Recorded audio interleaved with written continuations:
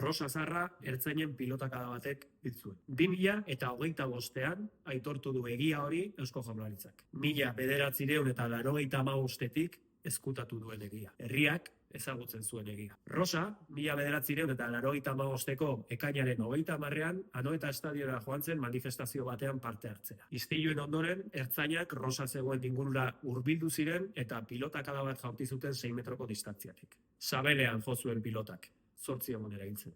Juan Mari Atutxa herrizaingo sailburuak gaixotasun baten ondorioz hil zela esan zuen legebiltzarraren aurrean. Gezurra, impunitatea. Ez da ertzantzak pilotakada zilduen Euskal Herritar bakarra.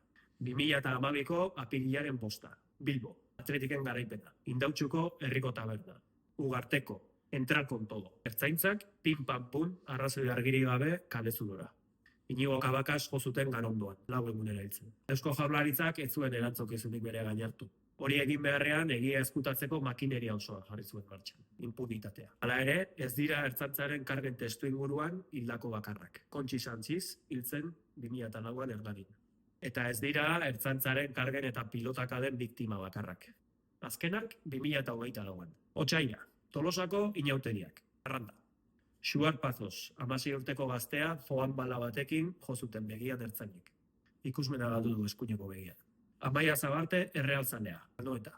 Fogan bala batekin larri zauritu zuten ertzainek. Bi kasuetan egia ezkutatzen saiatu da Eusko Jaurlaritza. Kasualitatea ala kausalitatea dago. Noiz amaituko da zigorgabetasun hau? Noiz hitz egingo dugu polizia ereduaz? Ze ez dira erantzukizunak argitu eta ez da depuraziorik egin.